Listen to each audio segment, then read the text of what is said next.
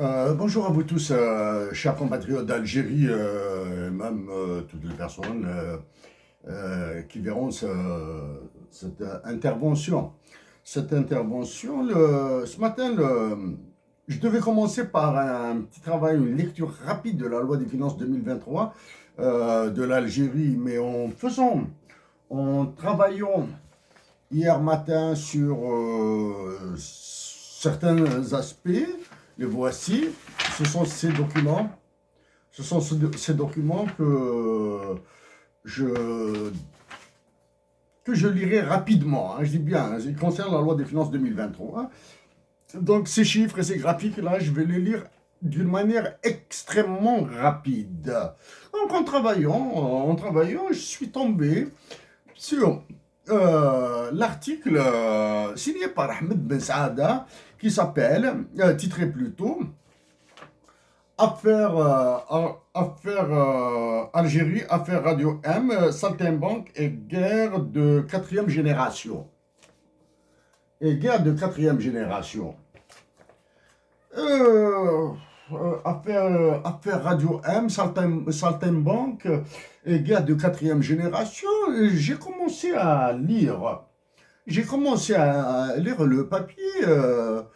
Honnêtement, j'étais choqué. Donc, je m'adresse exclusivement à Ahmed Ben Saada. Ahmed Ben Saada, à lui et à lui tout seul. S'il vous plaît, ayez l'amabilité de ne pas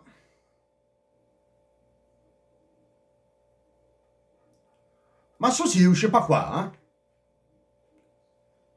Si quelqu'un veut réagir à ce qu'a écrit Ahmed Ben Saada, qu'il le fasse par lui-même. Ça, c'est une, si je puis dire, même si je le fais publiquement, c'est une réaction, disons, en quelque sorte privée. C'est une réaction publique, mais privée, entre moi et Ahmed Ben Saada. Ahmed Ben Saada, Sabah Nour, bonjour. C'est une question, c'est une question de mise en contexte, d'honnêteté intellectuelle. Je dois dire quelques mots rapides. Nous nous connaissons. Hein. Notre premier point commun. Nous sommes natifs d'Algérie et nous résidons au Canada. Notre deuxième point commun, en partie. Nous sommes issus des sciences dures. Toi, tu es docteur en physique de l'Université de Montréal. Moi, je suis issu d'un cursus en mathématiques bilingues en Algérie, en informatique en Algérie. Je suis diplômé d'abord en informatique en Algérie. Et ensuite au Canada. Canada, je pense que je te l'ai dit, par passion. J'ai fait des études en économie à l'Université de Montréal. Donc, nous sommes formés au Canada, nous avons été formés dans la même université, en plus de la coopération internationale. Malheureusement, les conditions ont fait que m'ont obligé à m'abstenir de faire un cycle très court en droit. En droit international, c'est l'une de mes autres passions. Alors, tu sais, Ahmed, nous nous sommes rencontrés. Nous avons pris des cafés ensemble. Ça c'est une certitude. Une fois, c'est dans un sympathique petit café de la Petite Italie à Montréal. Voilà, sympathique, hein, vraiment très sympathique, Petite Italie, hein, le quartier de la mafia de Montréal. Hein. La Petite Italie, pour ceux qui veulent découvrir Montréal, il y a énormément de quartiers à visiter à Montréal, mais la Petite Italie est un sublime endroit. Très calme, très peinard, très propre, des cafés italiens, des commerces italiens, etc., plus d'autres. Hein. Voilà. Autour d'un café, nous avons parlé. Je t'ai dit que le travail que tu fais, le travail de fourni, était admirable. Voilà, c'était admirable. Mais je t'ai dit aussi qu'il te manquait un support, de support de théorie. Hein. Il te manquait beaucoup de support de théorie euh, en termes d'études, d'analyse, de modèles, de grilles d'analyse, etc. Je t'ai parlé, si mes souvenirs sont bons, tu corrigeas, précision, c'est une précision importante. Les dates et les années m'échappent. J'ai une très très très mauvaise mémoire des dates et des années. Je peux les situer, mais euh, souvent, je commets des erreurs. Donc à l'époque, je t'ai dit que, bon, à l'époque, je pense que j'étais encore à l'Université de Montréal. Oui, j'étais à l'Université de Montréal.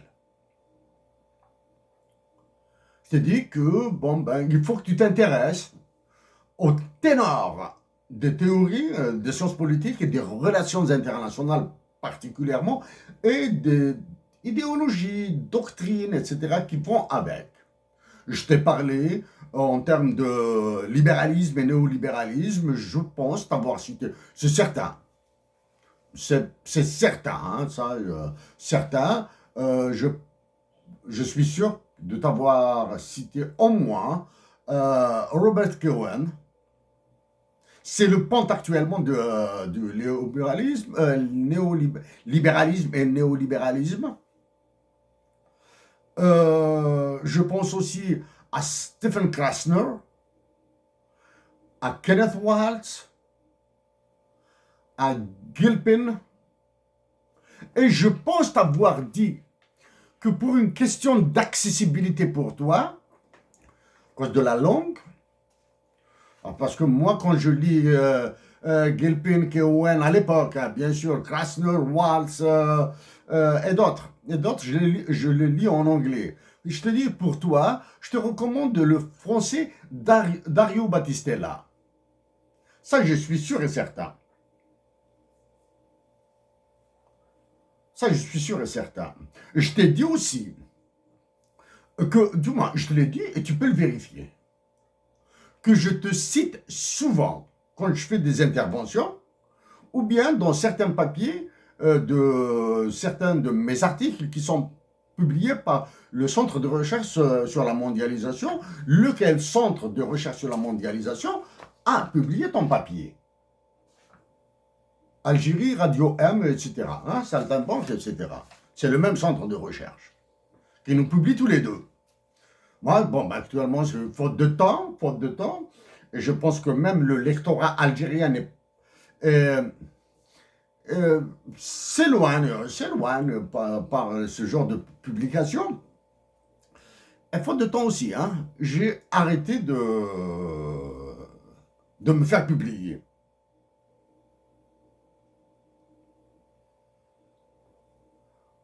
Pour la référence académique la plus intéressante, je te recommande Ahmed. Meyer. L'Américain, actuellement, il fait sa loi, là. Hein? Il fait sa loi. Bon, bref.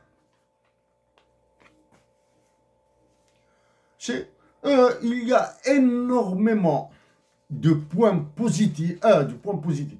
Pas positif. Positif ou négatif, c'est aux autres d'apprécier.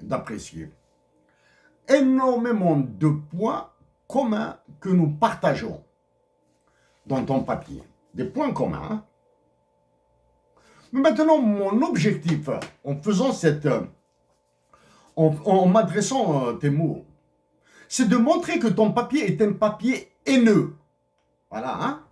Dès le départ, je fixe l'objectif. Hein? Je vais démontrer que ton papier est un papier haineux. J'éviterai de lire le tout là, hein? Parce que après, je dois passer à la loi des finances 2023, comme je l'ai dit au début. Ça, c'est mon objectif, hein, pour que les choses soient claires dès le départ.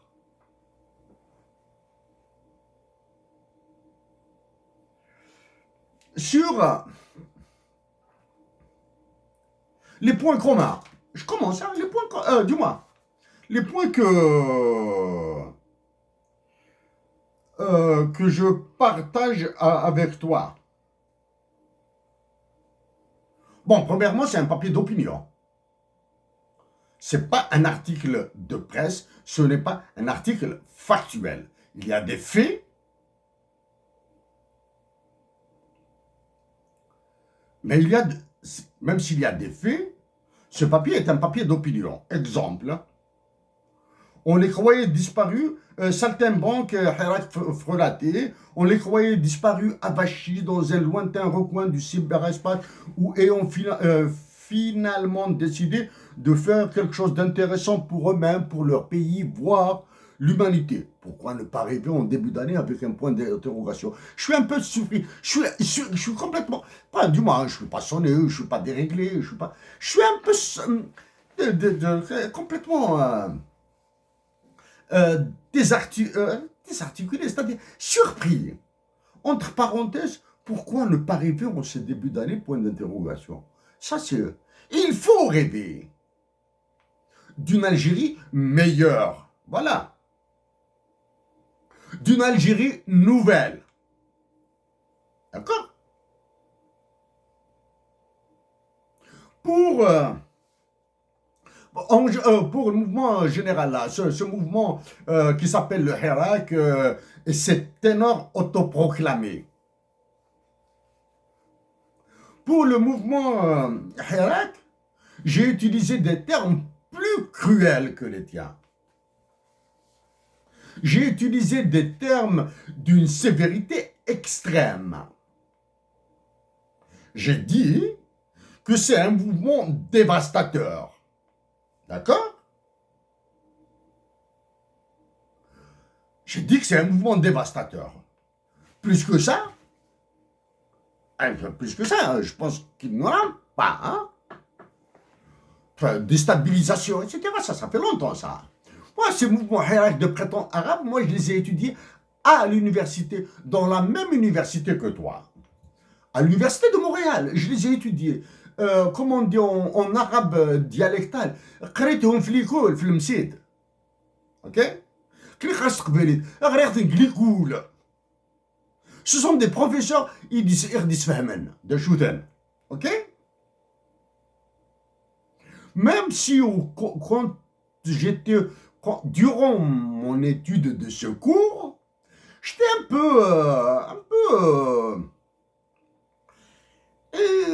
un peu par-ci, un peu par-là, c'est-à-dire, dois-je croire la théorie qui nous a été présentée par ces professeurs, ou bien devrais-je faire confiance à mes sentiments, à une certaine croyance que ces mouvements pourraient nous amener du bien.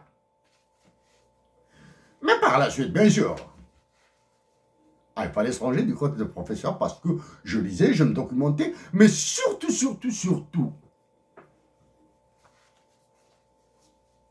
j'ai étudié les équilibres, Ahmed. Les équilibres en relations internationales, en économie politique internationale et en économie pure.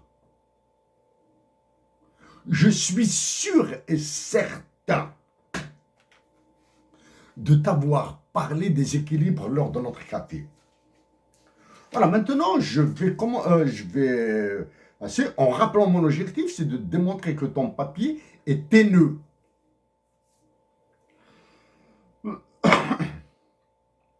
Quelque part dans ton texte, tu as dit qu'il n'y a pas de débat, qu'il n'y a pas que le niveau en Algérie est très bas. Moi, j'ai dit mieux que toi.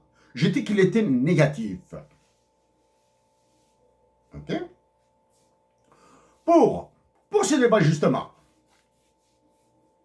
le compatriote algérien ou canadien à Montréal peuvent organiser un face-à-face à New York. Entre nous deux, là. Comme ça, pour initier ce genre d'opposition frontale, même si nous partageons énormément de points. sur ce qui se passe dans notre pays. Pour le journalisme, tu as écrit bon, comme ça, hein? On a eu droit à des journaleux au verbiage filandreux dont l'épaisseur des idées relève de la nanotechnologie, des droits de l'hommiste, aussi ridicule que des épouvantails sur une terre aride.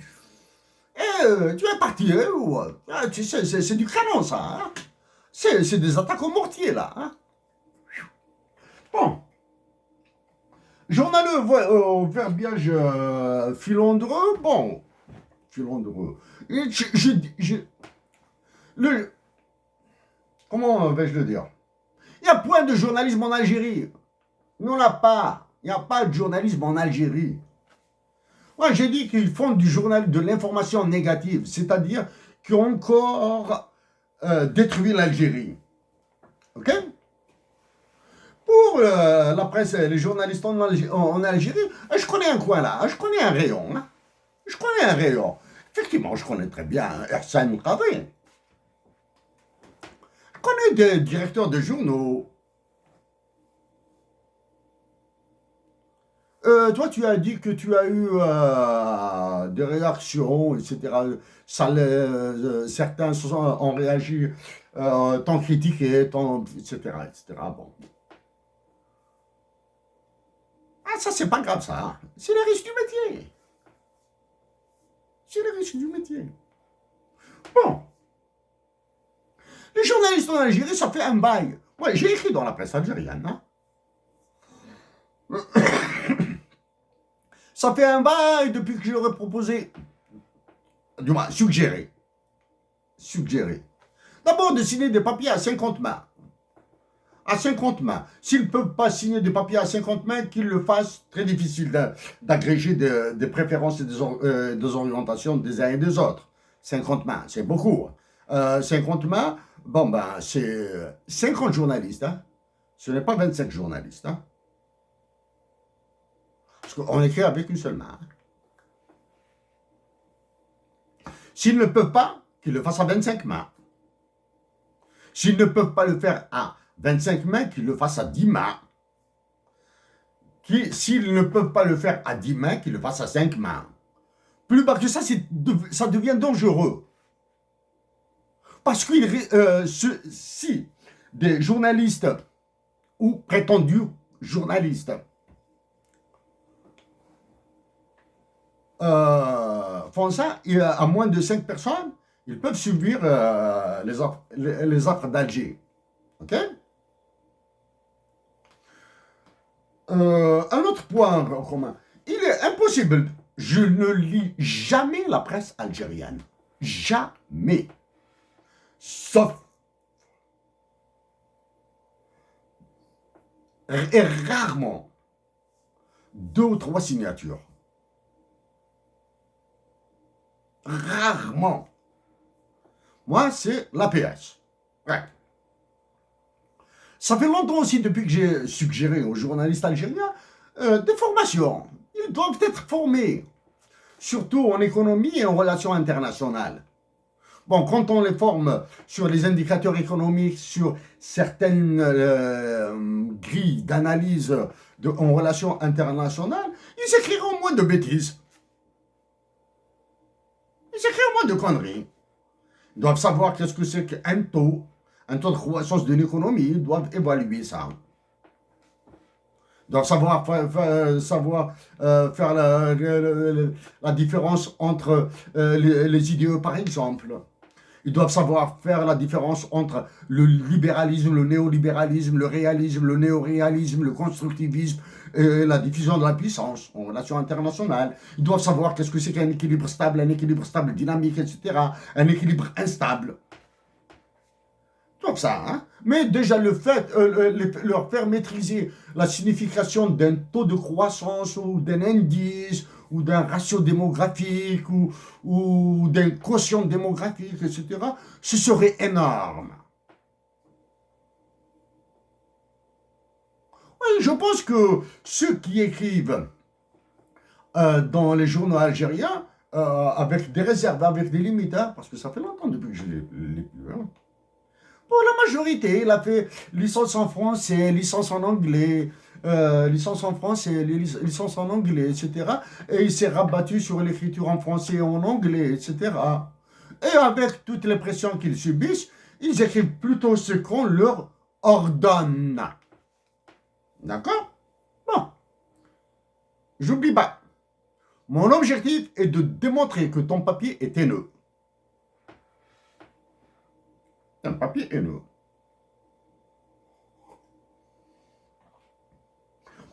Si toi tu es dit Ihsan al-Khadim, moi je dis tout simplement Ihsan. Hein? C'est une question d'honnêteté.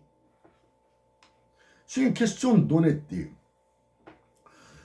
À propos d'Ihsan, j'ai 3 interventions récentes sur son affaire. Donc tu peux les écouter. Et tire à boulet rouge si tu veux, Ahmed. Tire à boulet rouge, Ahmed. Donc, en disant Ihsan, le prénom est uniquement le prénom. C'est-à-dire que je te montre une proximité avec lui. Je vais dire de quelle est la nature de cette proximité. Ihsan est un frère pour moi. Il manque un seul élément. Et le sang, nous avons un bamba, il a sa maman à elle, il a sa maman à lui, j'ai la mienne, il a son père, j'ai le mien, etc. Nos sangs sont légèrement différents. J'aurais dû, j'aurais pu dire,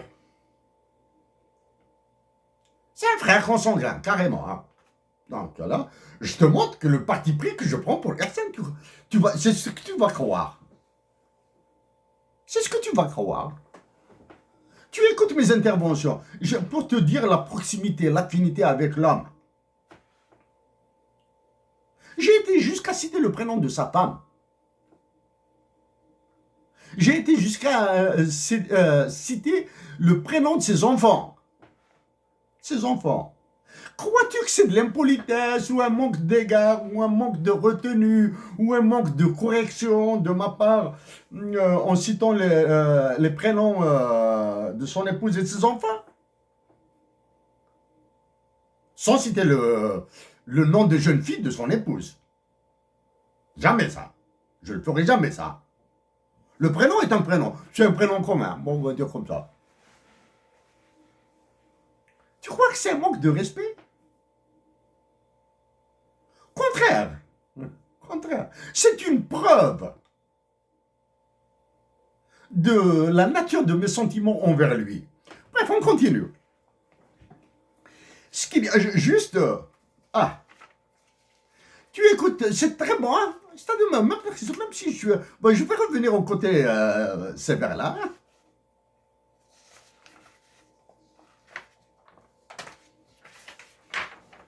Voici tes dessins, ces graphiques, hein? Ils sont très bons, hein? Ils sont très bons.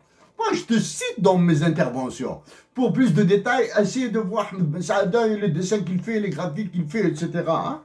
Ils sont très bons, hein? C'est souvent. Parce que ton travail fouillé me fait gagner du temps. C'est pas que je connais pas ça, là. Il me fait gagner du temps. Plus l'éphéméride, là. L'éphéméride.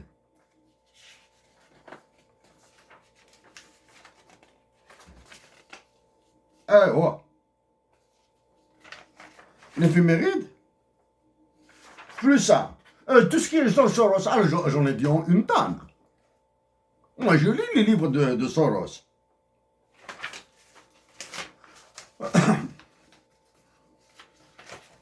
Les points communs. Quand tu écouteras tout ce que j'ai dit à propos d'Ihsan et de cette affaire, les personnes qui m'entendront, qui nous écouteront, qui liront ton papier et qui écouteront mes mots, trouveront que j'ai raison.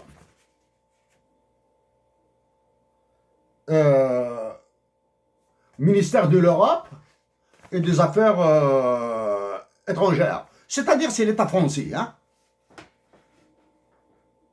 Donc, en disant qu'Emmanuel Macron, qu'il suffit d'un appel téléphonique d'Emmanuel Macron en Algérie pour qu'Arsène Khani soit libéré. Ok? Ce qui est intéressant ici, donc les avocats d'Arsène peuvent, comme je leur ai suggéré, de faire appel d'usage d'une commission rogatoire, d'un témoignage, d'une lettre, d'une déclaration, juste une déclaration sur les financements de ce machin qui s'appelle Radio M là. J'ai jamais écouté CPP quand on fait YouTube. YouTube on voit CPP, Maghreb émergent, etc. Jamais, jamais. C'est horrible. Quand tu entendras mes interventions, j'ai dit à Arsène qu'il a fait beaucoup d'erreurs. Parmi les erreurs qu'il a faites, c'est justement quand il t'a attaqué. L'une de ces erreurs. Ça, j'ai écouté parce que c'est une intervention d'une minute, une minute et demie. Ahmed Ben Saada, qui déverse un mot méchant, fiel, poison, quelque chose comme ça. Ah non, c'est pas poison. Venin de Montréal, un mot, un de ces trois mots. Ça, c'est une erreur qu'a fait Arsène. Et tel que je connais Arsène, je pense qu'il s'est mordu les doigts après ça. Je connais suffisamment la personne. Il ne va pas faire cette erreur d'amateur. Ok? Et tu as lui rendu l'appareil. Bref, maintenant on va voir le reste. L'USA de Soros, etc., etc. Ok? Ce qu'il y a maintenant, un effort. Aux États-Unis, le célèbre New York Times, entre guillemets, je ne suis pas sûr les guillemets, etc., grand défenseur de l'exportation de la démocratie et du printemps arabe, etc.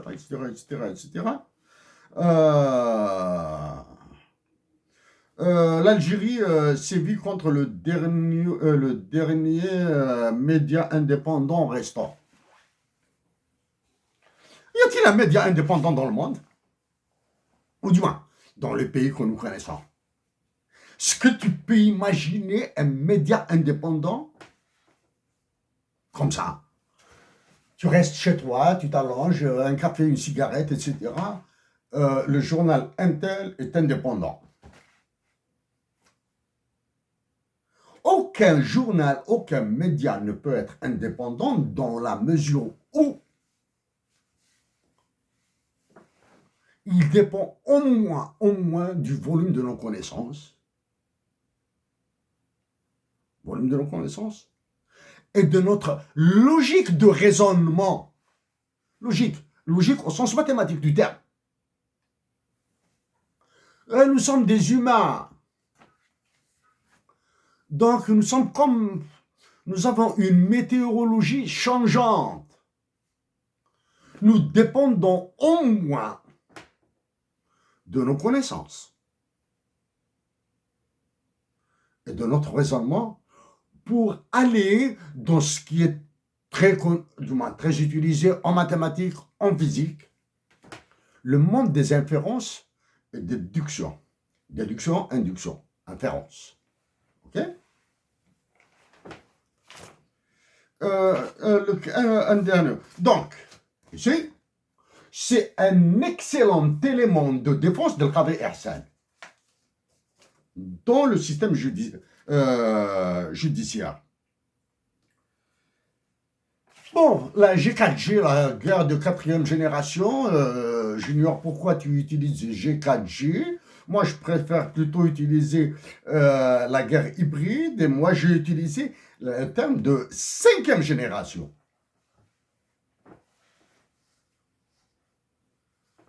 Une guerre de cinquième génération.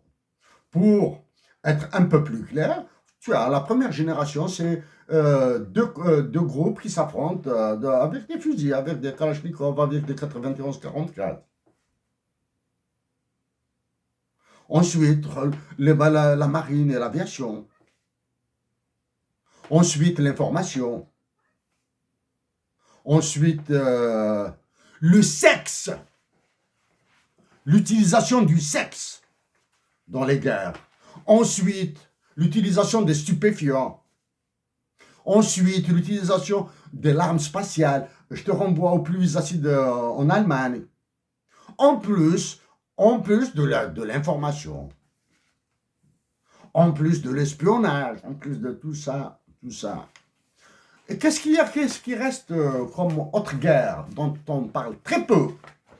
Deux autres guerres.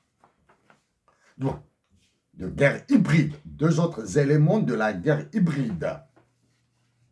La guerre des mollets et la destruction des ressources naturelles. Je dis bien la destruction des ressources naturelles. Exemple de destruction de ressources naturelles.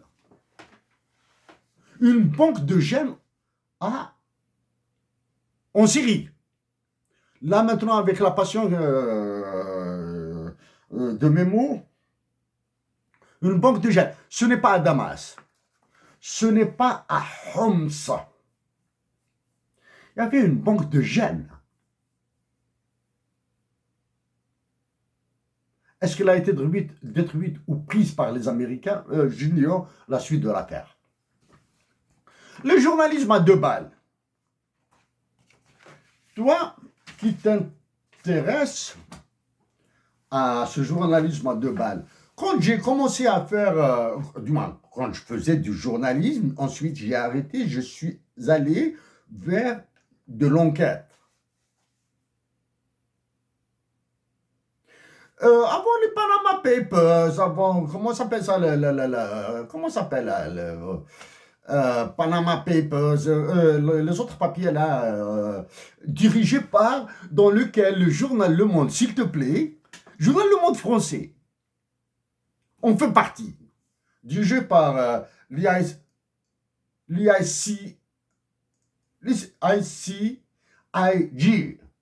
le consortium des journalistes d'investigation là, dans lequel consortium dans lequel il y a le journal Le Monde, s'il te plaît. Le journal Le Monde, il fait de l'information d'investigation. Les journaux français, comme le Figaro, dont je vais parler très bientôt, ils font de l'investigation. Quand j'ai fait de l'investigation sur des affaires scabreuses qui concernent l'Algérie, sur une affaire scabreuse sur l'Algérie, j'ai atteint le niveau des comptes numérotés. Quand j'ai parlé de Teramin Wadamezor, j'ai parlé de Singapour, de Hong Kong, de Melbourne, etc. Ça, les Algériens à l'époque, je sais pas moi, qu'est-ce qu'ils racontent, je sais pas, j'ai aucun souvenir. Bon, maintenant je vais revenir au côté haineux de ton papier. Je vais arrêter là, hein. Là je fais déjà 33 minutes, je vais faire...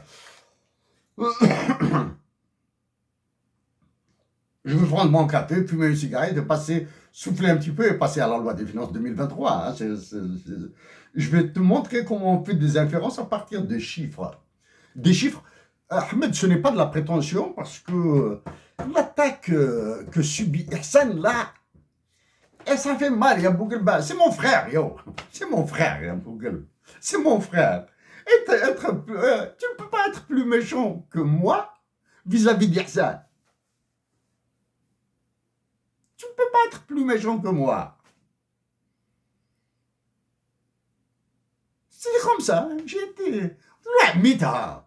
Entre moi et Ihsan, il y a une phrase, nous connaissons une phrase, qui dit, quand il sortira, je sais qu'il sortira, j'espère qu'il sortira en bonne santé, il écoutera cette phrase. Et Ihsan, que signifie Darfi Kartabou?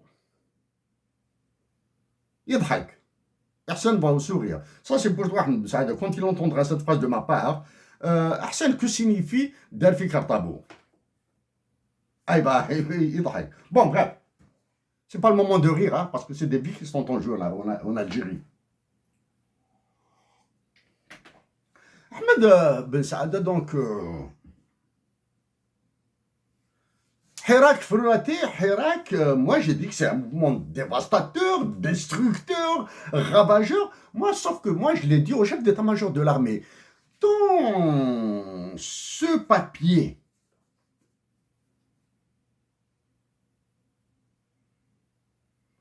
On a eu droit à des journaux verbiage fluandreux dont l'épaisseur des idées relève de la nanotechnologie.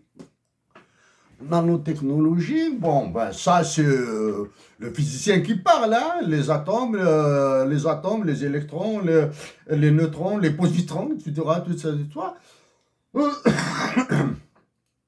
Tu as un atome, tu as les électrons qui tournent autour du noyau. Le noyau, il est composé de ce qu'il est composé.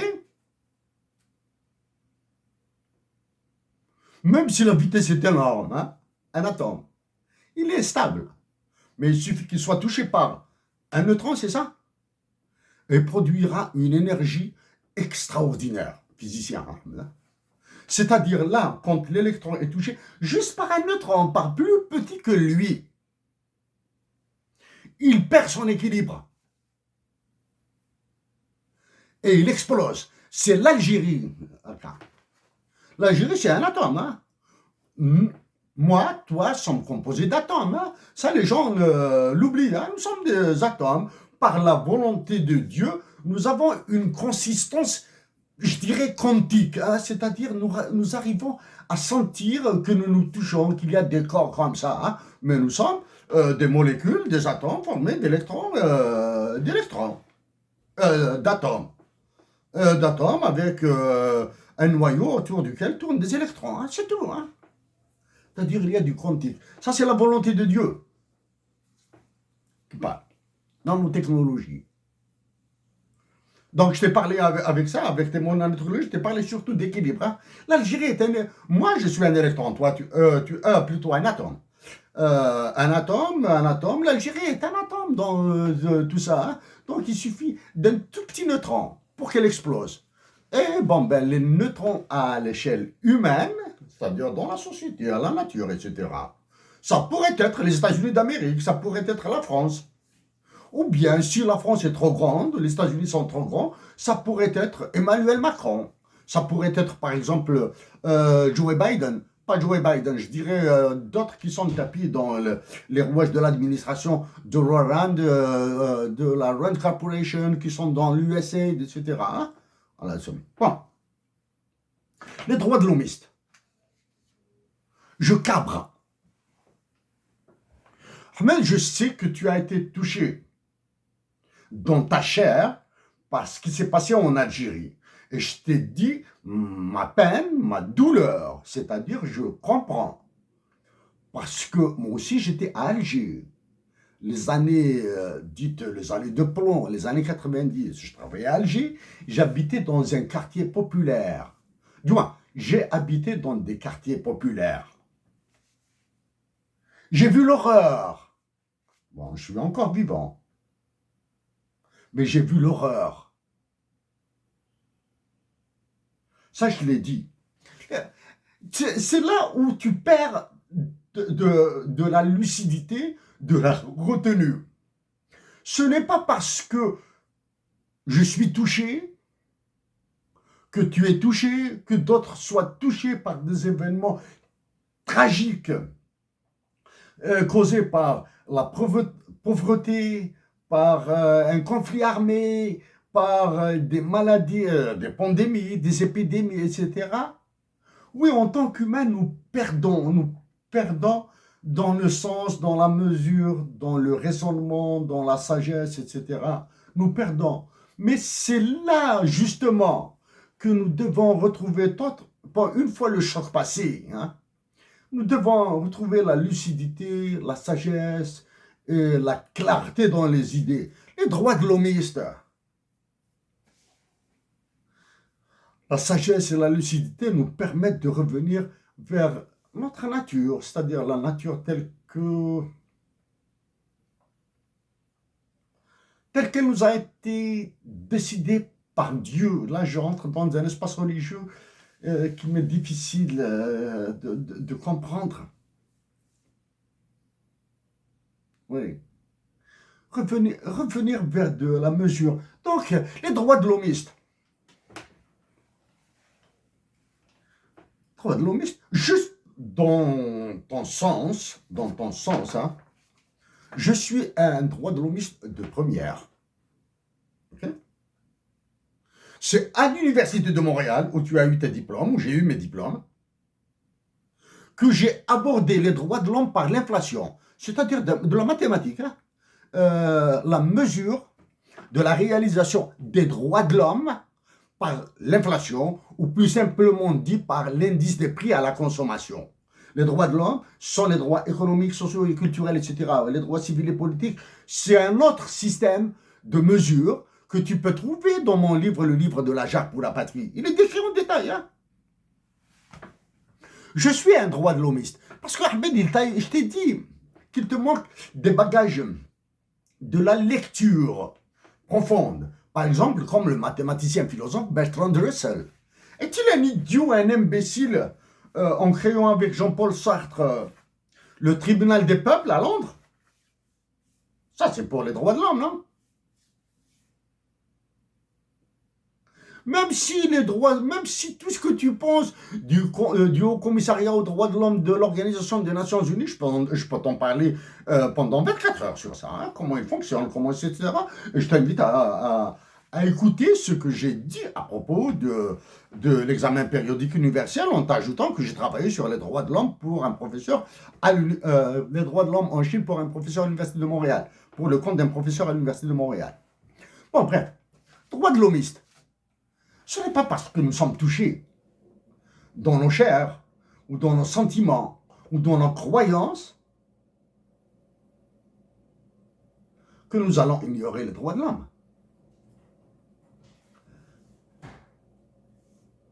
Je te le dis en arabe. وَمَتَى اسْتَعْبَدْتُمَ النَّاسَ وَقَدْ وَلَدَتْهُمْ أُمَّهَاتُهُمْ أَحْرَارٌ.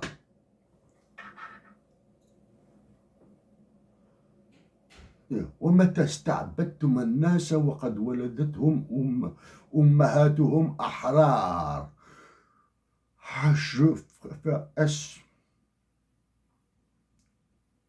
Est-ce un compagnon du prophète qui a dit ça? Où est-ce le prophète? Je pense que c'est un compagnon du prophète. Sallallahu alayhi wa sallam a dit ça. Ahmed,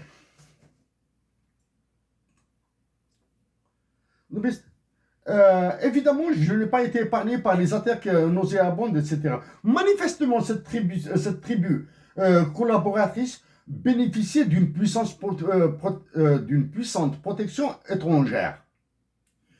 Là, argumentation très primaire dans le paragraphe d'avant. Et juste après, manifestement, les soutiens de Radio M.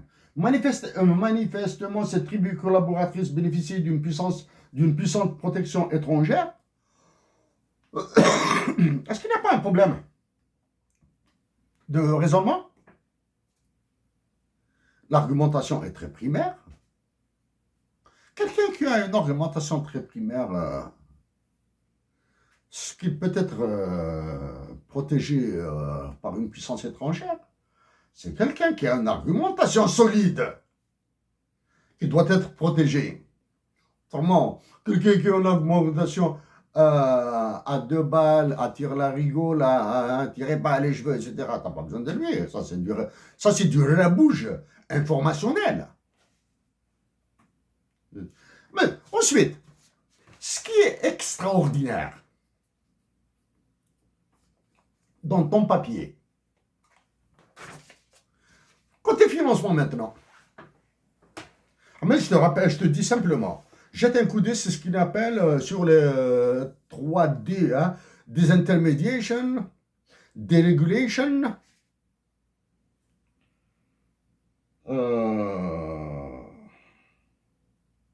and disclosioning. Décloisonnement, désintermédiation, dérégulation. Ça, c'est la finance internationale. Ça, ce n'est pas l'Algérie, ce n'est pas Washington qui le décide. Ce sont des ténors qui sont dans des think tanks très cachés, hein, très discrets. Hein. Ceux qui se réunissent dans des châteaux privés, etc., etc. Ils passent souvent via la Chatham House, tiens, anglaise. Parce que la Chatham House est plus forte que l'USAID. Parce que la Chatham House, elle fournit l'idéologie. Pendant qu'on parle de ça, c'est la Banque des règlements internationaux. Fournit ça, la dérégulation, déréglementation et décloisonnement. Donc, interface média, je présume. Ah, non, je ne présume pas, je te crois qu'elle a été financée par un truchement de réseau, etc., etc. Comme je l'ai dit, donc ça, c'est un argument en faveur de la défense de l'Qadr Hersen. Donc, puisque tu les as identifiés, donc ils peuvent les convoquer, ou bien solliciter leur témoignage. Ok. Ce que tu ignores,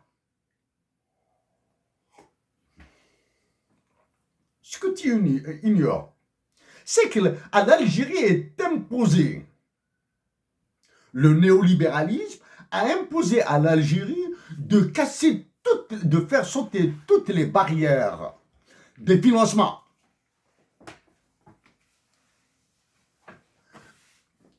Tu ramènes l'argent là où tu le trouves, là où il est gratuit, si tu es rationnel, hein? Si tu es intelligent, si tu es malin, joué, tu ramènes l'argent de là où il est. Ben, si tu le ramènes à des taux d'intérêt négatifs, ce serait super. Ce serait super. Il y a ça. Interface Média est composée d'un conseil d'administration. Je présume, hein, ça fait longtemps depuis que je n'ai plus... ça fait depuis 2011, 2012, depuis que je n'ai plus de contact avec cette société. Mais tu vas entendre dans mes mots que je dis à ça, j'ai refusé de prendre son appel téléphonique. Et pourtant, c'est mon frère, il y a Google pas. C'est mon frère. Hein. J'ai refusé de prendre son appel. Bon. Donc, il y a un conseil d'administration d'Interface Média. Donc, c'est tout le conseil d'administration d'Interface Média qui doit suivre Hersen là où il est, non? C'est la loi. Ou bien tu me diras que non, que les preuves ont été apportées uniquement contre Qadr Hersen. Ça veut dire qu'il agit dans le dos des membres du conseil d'administration d'Interface Média ou de ce groupe-là, de cette compagnie-là, de cette compagnie qu'il dirige. Sachant que j'ai appartenu à Interface Média en tant que consultant, jamais salarié. Hein. Je n'étais pas un salarié d'Interface Média, j'étais un consultant pour Interface Média et j'étais payé pour ça. Ok. Pour que les choses soient claires. Hein. On dort. Bon. En plus, donc, ça, c'est le conseil. Maintenant, il y a le tempo. Qui a ordonné l'arrestation d'Hassan El-Khadri? Il n'y a pas un mot dedans. Il n'y a pas un mot sur les ordonnateurs de l'arrestation de Qadr Hersen. Ok? C'est valable pour tous les journalistes. Hein? Tous les journalistes, entre guillemets, c'est-à-dire tous les salariés des journaux qui écrivent des papiers tels qu'on leur ordonne de les écrire. Voilà. Qui a ordonné l'arrestation d'Hassan El-Khadri? Il n'y a pas un mot sur ça. Hein? Est-ce qu'il y a eu une enquête civile au préalable, etc. Civile, hein? Ou bien est-ce que si une enquête du service secret militaire algérien a eu lieu, est-ce que cette enquête a été transmise au juge d'instruction? Est-ce que les avocats d'Hersen ont pris... Bon, maintenant, tu peux me dire ce que tu veux sur le groupe d'avocats Hersen ténor autoproclamé, hein? Tu entendras. J'ai échangé avec Mustafa Bouchachi, hein? J'ai échangé avec lui, ça fait longtemps, les couleurs, hein? Maintenant, avocats, ils sont avocats. Il n'y a pas un mot sur les ordonnateurs. Les ordonnateurs de l'arrestation d'Hassan El-Khadri. Il n'y a pas un mot sur le fonctionnement de la justice en Algérie. Et il y a... Attention, c'est d'un homme intègre. Il y a ça, famille privée de net, bien que je sois personnellement... l'action sur privé de famille, etc., privé de revenus, etc. Non, ça c'est de l'argument. Quand on n'a pas d'argument solide, bon, ben, on cherche, parce que quand on écrit là, comme ça, quand on parle comme ça, on peut un truc. Il y a une phrase, il y a une phrase, sur la publication sur les papiers au monde de la Barbouzri, il y a une phrase Là où tu as parlé de despotique, quelque chose comme ça, hein, il y a un truc, il y a un passage, hein, j'ai pas le temps là, j'en ai mal, hein. Tu n'as pas dit un mot sur la nature du régime politique en Algérie. Tu n'as pas dit un mot sur la nature du régime politique en Algérie. Est-ce une démocratie libérale? Est-ce une démocratie parfaite? Est-ce une dictature militaire? Est-ce une dictature fasciste? Est-ce que le président de la République en Algérie, comme on dit en arabe dialectal d'Alger, à Alger, il y a un arabe dialectal du tonnerre, qui m'appelle Igrta. Mais c'est compté. Pour maintenant, les journalismes verbieux. Ahmed, je vais aller. Il y a une dernière phrase, je vais arrêter là. Hein, ça, c'est pas un truc là, j'ai l'impression.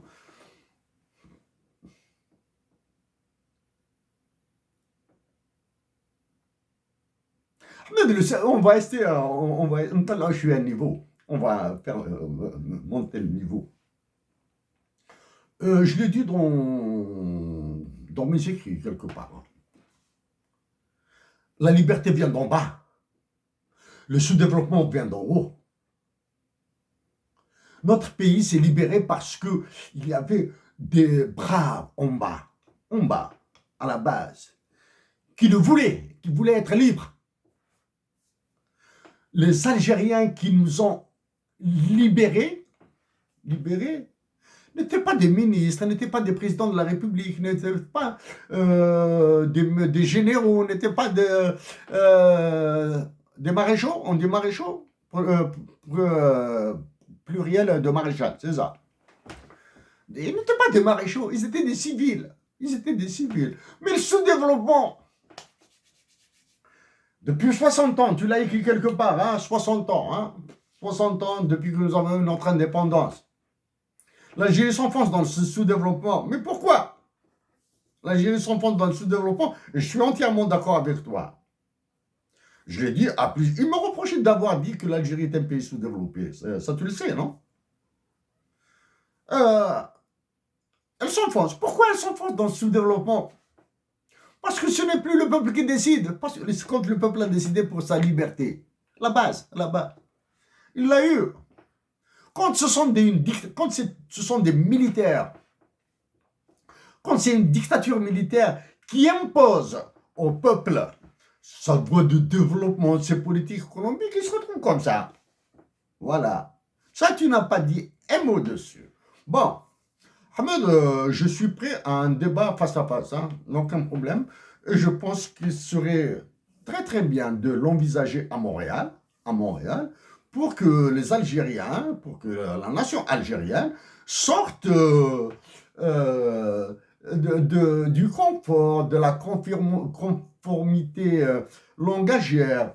Mais bon, c'est un travail que j'ai fait comme ça, rapide. Hein, voici comment je travaille, très difficile. Ce sont mes modes de travail. Il est très difficile de maintenir la cadence. Quand on prend des notes comme ça, je suis très très fatigué par ce que je fais, mais je continue à le faire.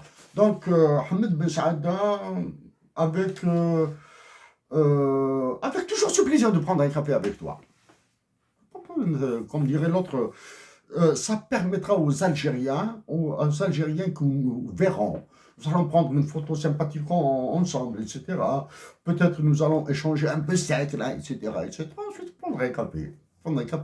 La communauté algérienne, partout. En Amérique du Nord, en France, en Europe, peu importe où, etc. Mais quand même, il y a des Algériens qui se chamaillent, qui s'engueulent, etc., dans le terrain politique, bien sûr, etc., mais après, s'entendent. Ahmed Ben Saada, maintenant, j'ai dit qu'à la fin, je démontrerai que ton papier est haineux. En conclusion, et ce sera ma conclusion, force est de constater que l'Algérie subit actuellement une G4G, guerre de 4e génération, avec une puissance de tir digne d'un blitzkrieg. Nom de l'opération avec un point d'interrogation, je précise, c'est-à-dire ce n'est pas une affirmation, mais c'est une information, c'est une affirmation interrogative qui suggère qu'elle est vraie. Nom de l'opération, point d'interrogation, ouvrez les guillemets, sauver le soldat, ouvrez les guillemets, à l'intérieur des guillemets, barbouze. J'ai envie de pleurer, Ahmed. Ihsan, barbouze. J'ai envie de pleurer. Faut connaître Ihsan. Je te promets, Ahmed, qu'à Alger, je ferai de mon mieux de vous faire rencontrer si Dieu le veut. C'est-à-dire, si toi tu es en Algérie, moi je suis en Algérie, et Ihsan en Algérie, je te promets que je ferai des mains et des pieds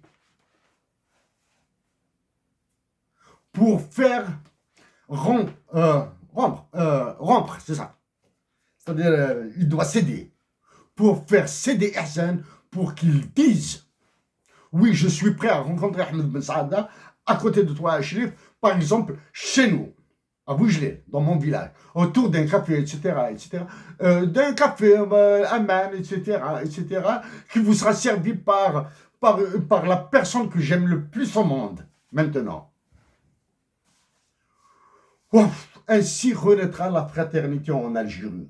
En partant de ça, Ahmed, et en faisant rencontrer Ihsan El-Qadi, maintenant je dis Ihsan El-Qadi, Ahmed Ben Saada, chez moi, c'est-à-dire dans la maison, dans notre maison familiale à Boujdil, maison de Amd Khiouz, hein, de 1930, de 1940, hein, où vous servira la personne que j'aime le plus au monde actuellement, un très bon café, un très bon arôme, etc., de l'eau ou pourquoi pas du lait, justement, un bout de galette et un verre de lait. Ahmed, porte-toi bien. Mais Ihsan, c'est un frère. Khouya.